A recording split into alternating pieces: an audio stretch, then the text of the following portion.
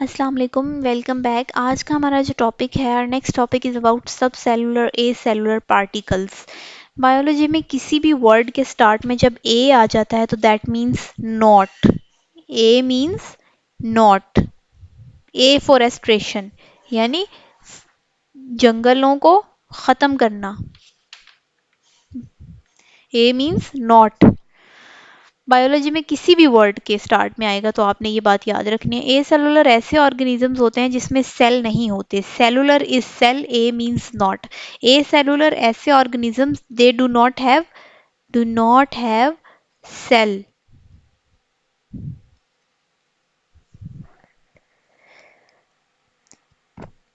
या तो सेल नहीं होता या सेल से छोटी कोई भी चीज उनके अंदर नहीं होती। यू हैव स्टडीड सेल से छोटी चीज होती है ऑर्गेनेली। सब सेलुलर स्ट्रक्चर्स होते हैं और वो ऑर्गेनेलीज जो हैं वो मिलके मॉलिक्यूल जो उससे मिलके बनती हैं। ठीक है, वो मैक्रोमोलिक्यूल भी हो सकते हैं, माइक्रोमोलिक्यूल भी हो सकते हैं, डीआरएनए आरएनए, ये सब हमारे पास मैक्रोमोलिक्यूल्स हैं। डीएनए आरएनए, ऐसे organisms, those organisms which do not have cellular organization are सब सेलुलर और ए सेलुलर। ये सारे ऑर्गेनिजम्स आप पढ़ चुके हो, आपने कंप्लीट स्टडी की थी 5 किंगडम क्लासिफिकेशन में। If you remember 5 kingdom classification,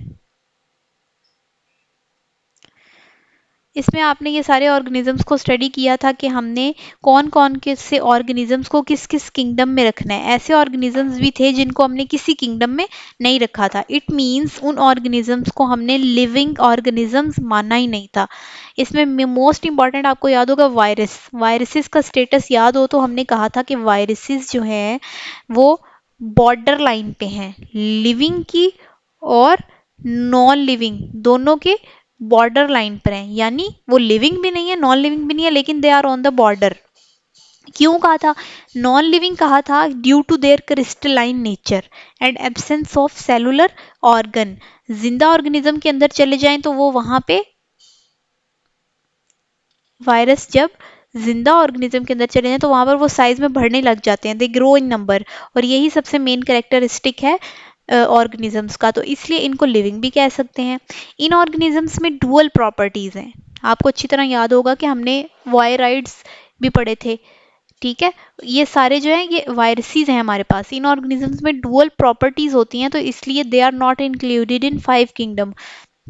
most modern kingdom हमारे पास 5 किंगडम है, इसलिए हम एज ए होल यही बोलते हैं। हम ये नहीं कहते कि ना हमने इसको सेकंड किंगडम में रखा ना थर्ड में रखा, हम डायरेक्ट यही बोलते हैं कि फिफ्थ 5 किंगडम में, क्योंकि पहली 2 किंगडम्स तो वैसे ही उनको इग्नोर कर दिया गया था। ये सारा ए सेलुलर पार्टिकल्स के बारे में है। इसकी एग्जांपल आप वायरसेस भी बता सकते हो, प्रियॉन्स भी बता सकते हो, वायरॉइड्स भी बता सकते हो, जिनके बारे में आपने पहले पढ़ा है।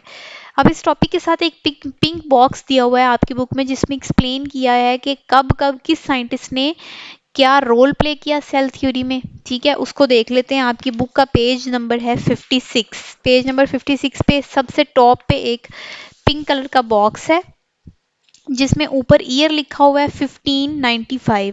1595 में हमारे पास साइंटिस्ट था जिसने माइक्रोस्कोप को इन्वेंट किया था। माइक्रोस्कोप जिसमें से हम सेल को देख सकते हैं। सेल बहुत छोटा पार्टिकल होता है और उसको देखने के लिए हमें माइक्रोस्कोप लाजमी चाहिए।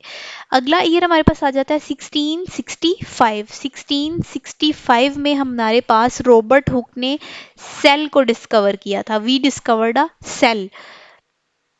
उसके बाद हमारे पास अगला आ जाता है 1664। 1664 में हमारे पास साइंटिस्ट ने सबसे पहले माइक्रो ऑर्गेनिज्म को ऑब्जर्व किया था।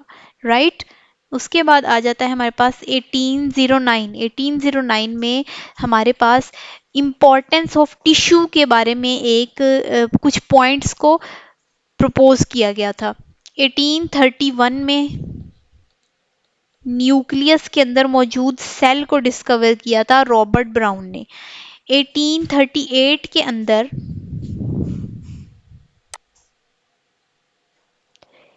1838 के अंदर हमारे पास प्लांट टिश्यू के बारे में स्टडी की गई थी पहली बार प्लांट टिश्यू के बारे में स्टडी की गई थी।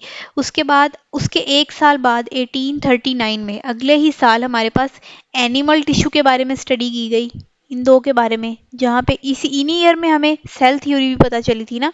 उसके बाद 1855, यहाँ देखें अब कितना ज़्यादा गैप आ गया, उसमें हमारे पास एक स्टेटमेंट, जर्मन स्टेटमेंट हमारे पास आई थी कि जो सेल है वो हमेशा अपने सेल के डिवाइड होने से नया सेल बनता है। उसके बाद 1862 में लुइस पास्चर ने पीछे वाले साइंटिस्ट के काम को एक्सपेरिमेंटली प्रूव किया था और कहा था कि ये बिल्कुल ठीक कह रहा है। ये डेट्स, इन साइंटिस्ट के नाम और इनके काम, ये आपको शॉर्ट क्वेश्चन और एमसीक्यूज में पूछा जा सकता है, ठीक है। या फिर आपको एक लॉन्ग क्वेश्चन भी आ सकता है कि आप सेल थ्योरी को एक्सप्लेन करें, और उस सेल थ्योरी में आपको फिर ये भी लिखना पड़ेगा कि किस किस साइंटिस्ट ने कब कब जो सारे काम किए हैं। Is that clear? अब यहाँ पे हमारी सेल थ्योरी कंप्लीट हो गई है। अब नेक्स्ट जो हमने स्टार्ट करनी है वो सेलुलर स्ट्रक्चर और उसके फंक्शन है। सेल डिस्कवर हो गया हमारे पास।